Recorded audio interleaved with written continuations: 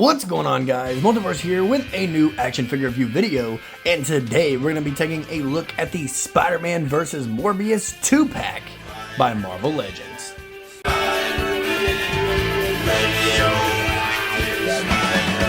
Starting off this video, guys, we are of course taking a look at the Marvel Legends packaging, and before we do that, just want to let you guys know, hold on guys, we're almost done. I've done a lot of Spider-Man this last week, and I picked up a bunch of Spider-Man, so bear with me. We have only one more after this one. I believe it is the Cyborg Spider-Man, where he's got the cybernetic arms, so that will be our last Spider-Man for a good while. So we'll be getting back into the McFarlane, other Marvel Legends, and even the Hiya Toys Godzillas that I picked up, so stay tuned for those if you're a Godzilla fan.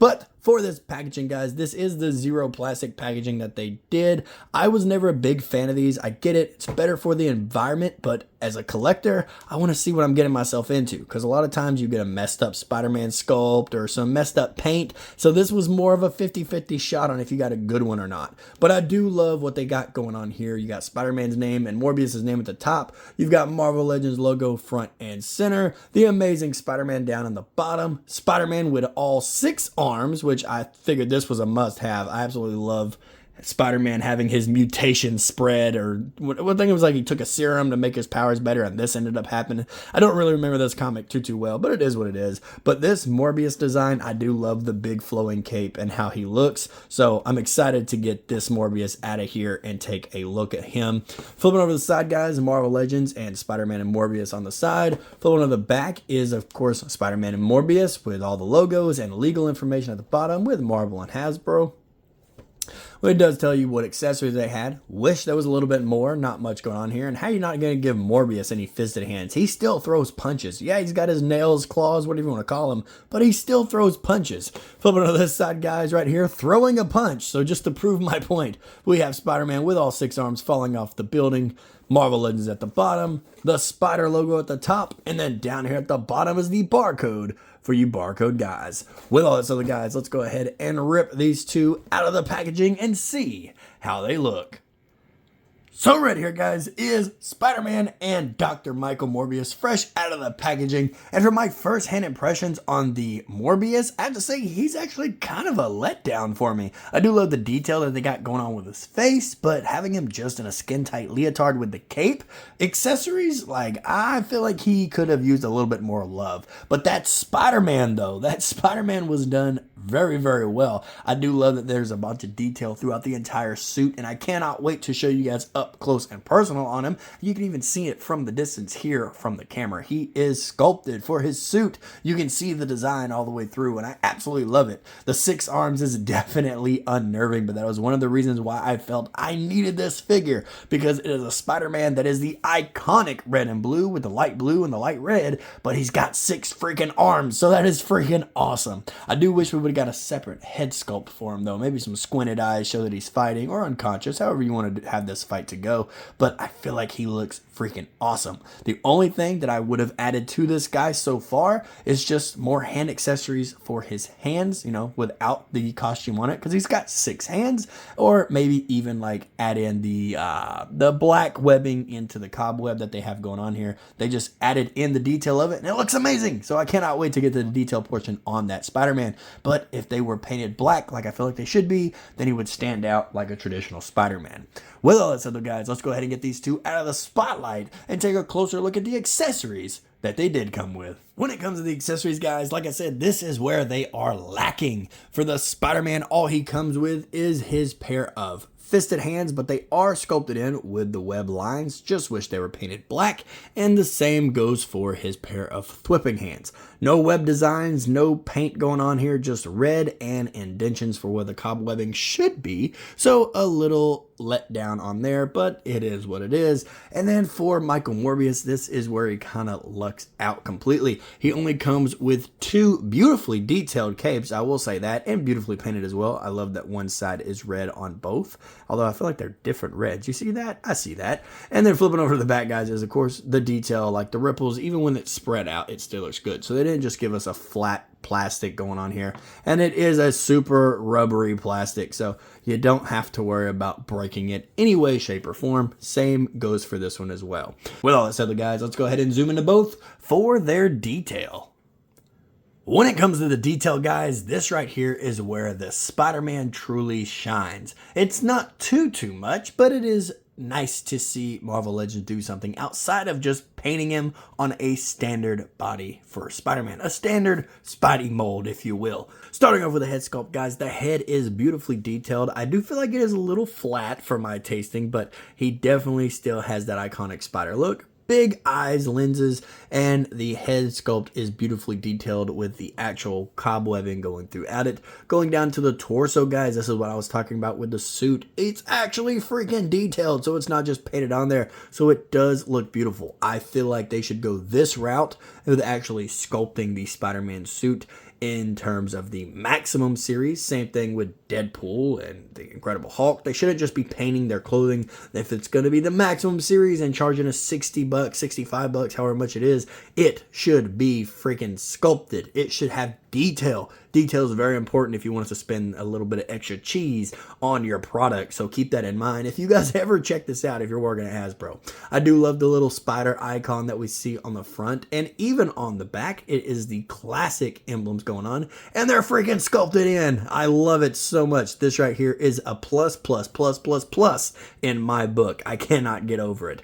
The arms, like I said, are wigging me out a little bit, but the arms are also beautifully detailed in terms of the muscles, and even seeing the muscles and details through the one that is covered up. Like I said at the beginning, though, I really would have loved to see some accessories for this. You know, I'm not asking for thripping hands here, but maybe some gripping hands or some raged hands, like when, you know, or even the wall crawling hands for this, like to get that iconic image of when he grew the arms and they were all opened up and he was freaked out, you know. So I really would have loved to get some interchangeable hands for these bare fists here. Going down here now, guys, looking at the legs are still beautifully detailed, as well as the boots have the lines going through them. I just wish the lines were painted black, so I'm gonna have to get me a little ballpoint pen or a fine paintbrush and get me some black and paint them in myself. Very, very long and exhausting process, but it has to be done. It's got to be done to complete this figure. So he looks great. Just wish that we would have got some black lines throughout it, but it is what it is because I am loving the detail going throughout the fabric of the suit. With all that said, guys, let's get Morbius over here. When it comes to Morbius, guys, I had to kill a light since he's so white in his face and his chest, so he was kind of making a massive glare. So I wanted to just showcase the detail that goes into his face. I do love seeing that his teeth are sculpted in there, as well as the little tongue in the back of the mouth, so you've got that going for him. His little goatee is actually sculpted in, and all the wrinkles and crinkles of his face to show just how vicious he is. Looks absolutely amazing. I love seeing that. But in terms of the rest of the body, guys, it's just a standard, you know, Marvel Legends body mold for, you know, their strong characters. Not really much going on here, but I do love seeing his collar popped up and flared out all the way down to his chest. It gives that classic Morbius look, and I do love the coloration. Black and red, and beautiful colors to put together. And even with the white coming out, they really do pop, and I mean they freaking pop. If I turn on this other light, you just see how bright it makes him, and it's almost unbearable. So that's why we had to turn it off for him. So obviously he's in a skin tight leotard. The capes are very easy to interchange. They just plug into his back, whether you want the one that's just flowing or the one that's actually flared out. And the one that's flared out looks great, but arms are preferred up for this pose to actually make sense, unless they're just having high winds, and then, you know, good luck on that fight. I don't think you're going to be flapping around anywhere, Mr. Vampire. So it is beautifully detailed, but I really would have loved some interchangeable hands for him. But the detail in this one, outside of just the body mold, it's just in the face. With all that said, guys, let's go ahead and move away from the detail and take a closer look at their size, their articulation, and we'll jump into some size comparison. When it comes to how tall these figure stands, guys, starting off with the man himself, Spider-Man, he stands at almost exactly 6 inches, so he is the standard Marvel Legends. But Morbius over here stands a little bit closer to 6 3/8, so he is just a bit taller than Spider-Man. So I guess you can make him the teenage Spider or early 20s. I don't really recall how old this Spider-Man was when he grew the extra arms, so I'm a little lost there. So maybe he's just a teenage Spider-Man here. When it comes to their articulation, guys, starting off with Spider-Man, because he has the most, he is on a ball hinge, so his head does rotate all the way around. Hardly any head tilt, but he can hinge all the way up and all the way down, so get some good head shots there. His arms go all the way out that way, all the way out this way, and all the way out that way. All of his arms are pegged in, guys, so they do have the capacity to do a little arm rotation, but they do kind of get in the way of themselves, so I would be careful with that because you don't want any paint scruffs. You don't want any blue or red to rub off on the arms. It's happened before, and over time I'm sure it will definitely happen regardless. All of them do have a bicep swivel, but I will showcase it only on 2 of them, so you guys get the picture. Double hinged elbows on all of them, and the hands up here are interchangeable, so they do hinge up and down and rotate all the way around, but that is the same case for this one. So even if you wanted the Spider-Man to have an extra gloved hand, or, you know, put some gloves on him and have him put in a whipping pose, you can definitely still do that. When it comes to his ab crunch, guys, as long as you lift the arms up, you can definitely get the abs to swivel all the way around. Crunch goes down about that far, but goes back not at all, but it exposes a little mid gap there. He can definitely hit the Spidey splits. He can go forward, he can go back, he can get a good side kick, upper thigh cut, double hinge knees. He has a boot cut, and as for his ankles, they go down, they go up. He has no toe articulation, but a fat peg hole at the bottom, and he has beautiful ankle pivot. When it comes to Dr. Morbius's articulation, he is a little bit less because he's got the long hair, so he cannot look up at all, but he can hinge down all the way. His head is also on that ball hinge, so all he can do is look up and down, but he can't really rotate because the hair kind of bunches up there and his chin gets stuck by his collar, and his collar is kind of a thick plastic, so I would be careful with it. It doesn't feel like I'll break it. Maybe if you soak him in hot water, you can get it to be a little bit more cooperative for you, but for me, I'm just not even going to waste the time. His arms both go up about that far. He also rotates all the way around and has a bicep swivel, double hinged elbows. His hands don't come with any other ones, but they still rotate all the way around and hinge up and down, so you definitely get him in some of that rawr poses or some hey girl, you know, whatever you want to get him to do. He only comes with an ab hinge, not an ab swivel at all, so he can go forward and be a bit of a limbo master at the DC parties, but I don't think he's even going to settle for bronze. He got some waist swivel. He can hit the splits, but not at all, so I wouldn't even count that as a splits. So he's got the upper thigh cut, double hinge knees, although a little stiff for my liking, the upper boot cut, and for his ankles, they go down, they go up. No toe articulation, but little bitty tiny feet, and he does, of course, have ankle pivot. Starting off with a size comparison, guys, here we have the Spider-Men all standing next to each other. Obviously, they recently looked at Spider-Venom and the Magic the Gathering battle damage Spider-Man, and they do scale together nicely if you want a nice little Spider-Verse action. Here we have Michael Morbius joining the lineup here, and as you can see, they all do scale together quite nicely. If you're curious on if you've seen this Spider-Man body before, you definitely have. I don't recall this one being a Marvel Legends, though. I could be wrong, but they do have the exact same joints and the same suit kind of going on, so I would imagine so. But here we have Spider-Man standing next to his other 6-armed counterpart, and these two do scale together nicely, so be on the lookout for some diorama photos coming out on these two fighting it out. And of course, here's Michael Morbius standing next to him. So if you want some teeth versus teeth action, there you go. Here we have the two standing next to the McFarlane Toys Dark Knight. And as you can see here, it just simply doesn't work.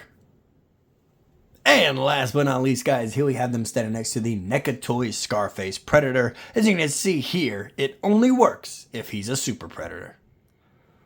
Alrighty guys, and there you have it. Another action figure review video in the books on my channel for you guys to enjoy. When it comes to my final rating on this 6-armed Spider-Man, I'm going to have to give him a solid 6.5 out of 10. The detail's beautiful, the paint is perfect. I just really would have loved a little bit more in terms of accessories. Web effects, extra hands for these guys over here, something just a little bit more, and I would have preferred the cobweb pattern to be painted black like Spider-Man's suit should be. When it comes to Michael Morbius' rating, I'm going to give him a solid 4.5 out of 10. He is the lackluster version of here, and it really is apparent by how he is just a standard body mold, and it's just painted black and red, and all the detail went to his face. But for him not even to have extra hands, it feels like a crime almost. These figures are definitely beautiful to have, and I'm probably going to pose them fighting up just like this in the diorama for some nice little back alley shots.